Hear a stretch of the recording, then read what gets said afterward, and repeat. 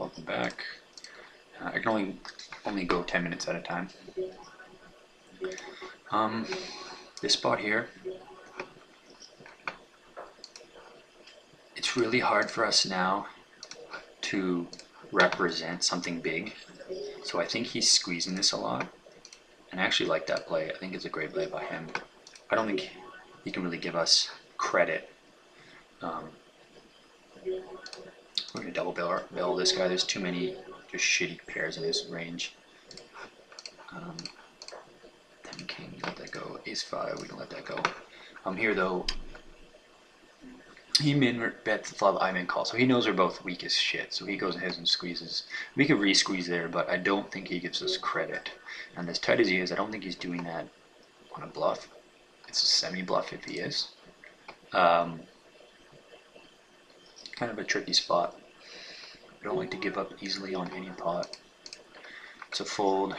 It's a fold. 7-3 off on the button. 5-4 is definitely a raise. I love 5-4 suited. It's probably one of my favorite hands. It's pretty hard to play bad. Okay, again, we're going to set mine against WKM. He's just an aggressive fucking idiot. There's no point of 3-betting 5s on the button against him. We 3-bet the crap out of him. He's going to call, and then it plays so poorly when we do not hit a 5. You know, I think if it comes 5 ace something and he has ace anything, I mean, we're just getting it in as like a monster favorite. If it checks around now to us, I will definitely bet. The only person I'm really worried about is Alex and Neo, because I think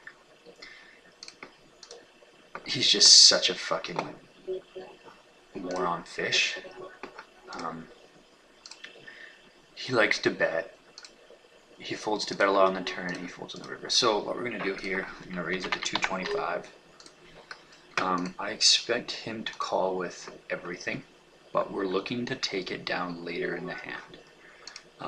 My hand's irrelevant in this situation. It's all about him and his range being not that strong. Strong enough to call a flop bet, but we're going into the turn. Depending upon how fast he checks and what he reacts to this, we'll go into the turn and figure out the best way to extract the most money from him. He's gone in for a re-raise, which I think he's just letting us know he has a big hand. I still like my play. Player notes. I mean, we're going to make him sweat. I'm going to write some notes on him. Bet $1 into 280 multi-way, then re-raised, raised. So it's pretty clear he has a set there. I know you guys are probably thinking, why the fuck would you re-raise 5s against a fish on that board?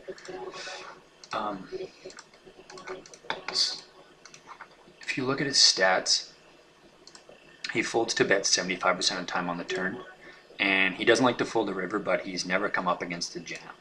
Depending on board run out, I think we can win that pot a lot. A super amount. When he bets so weak on the flop, he's either doing because he's weak or he's super strong. In that case, he did it because he's super strong. You know, his turn 6, he doesn't like to bet the turn, and he doesn't like to bet the river. So if it does run out poorly, you know, we can check down our pair, and if he has a hand like a drawish hand, we do win. I'd rather he had a hand though, so we could bluff him off of it. Just a tricky spot. I mean, folding that flop 2 there is just fine. I mean, 5s were a pretty bad hand to do it with. I'd rather do it with ace 10 or something that could hit an overpair. But I think it's irrelevant. I don't think, you know, folding or doing that move is just fine. Flatting is just horrible. We get a lot of value here. No point in checking this flop. These guys love to take the initiative.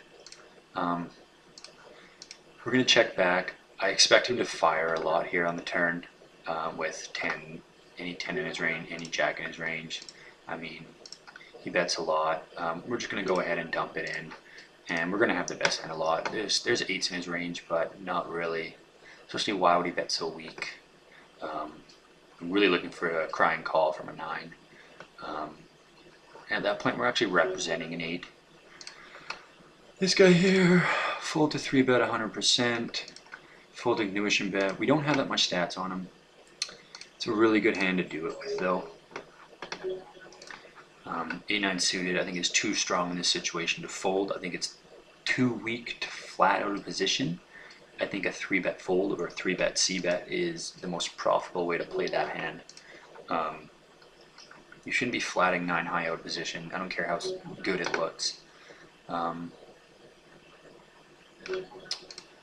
Here I'm going to bet out half pot, try and gain position over this guy. We kind of have a weakish hand, but our hand is too weak to check call and too good to check raise, too bad to check raise. 36 cents, again, we can turn a 5, we can turn a 2, we can turn a 3, we can turn a spade. He's just pricing us in so well, and I think he'll fuck up the bet sizing on the turn a lot of the time. Nice flop for us here against, I believe this is an aggressive opponent. Biggest fish ever, call me down with jack high. I'm very confident he's making a move here, but again, there's no sense in just going crazy with a pair. He didn't fuck up the bet sizing. We have a backdoor draw. We're just going to peel one more. It's kind of fishy, but it sucks we didn't hit. We're going to tank down and check fold if he bets. Here's a weird spot. You know. Now what did he have? We know he called us down once with jack high. So you can arguably bet for value. I do think he's sneaky enough though to check an 8. I also think there's a ton of 6s in his range. I like just to check here, and I just hope he doesn't have another 7. So he had an overhand with a draw. It's too bad. I think he would have called us down with queen high. Maybe not. It depends on the bet sizing. Again, this is just a set line. Let's take the initiative in his hand. Based on his stack size, our 3-bet's going to be small. I can't see this card. I wonder if it's good. I have to fix this queen 5 now. So he just calls. Now, with that flop, flat that. This is definitely a squeeze spot. We're going to go for a nice squeeze there. We're going to go for a c-bet, and if he jams it in, we're going to call. Here again, I'm going to donk. Actually, I'm going to check, because I expect him to bet and then hit an ace and just keep betting, and an ace is a really good card for us. Here, I mean, you could have a 10, you could have a better ace. I don't think we're beating a lot. I mean, what are we beating? We're beating jack queen. I don't think he's that strong though. 10-6, so bravo. I mean, he min-raised, recall the hand with 10-6. So we'll pay him out on that. Just so bad. Min-raised under the gun, then called min-raised, I guess, with 10-6. Moron. You know, people are like, oh my god, how do you call with a 10-6? Like, that is great for us. If he's willing to call out of position 10-6 off, like, we're just going to eat him for breakfast. Definitely going to ISO this guy. We're in position. We have a nut draw hand. This is a tough spot. Ace 10, I think I jam.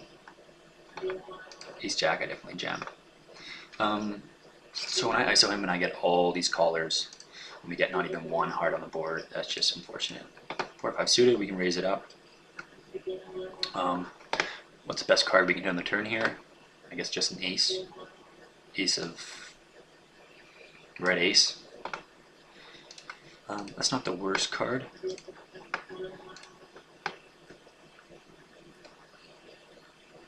It's hard to represent everything here now, because if we did have jacks, nines, queens, kings, aces, anything along those lines, we would have definitely bet the flop. So in this spot, we could go for a squeeze and then a jam if we go to the river here. He likes to fold to bet.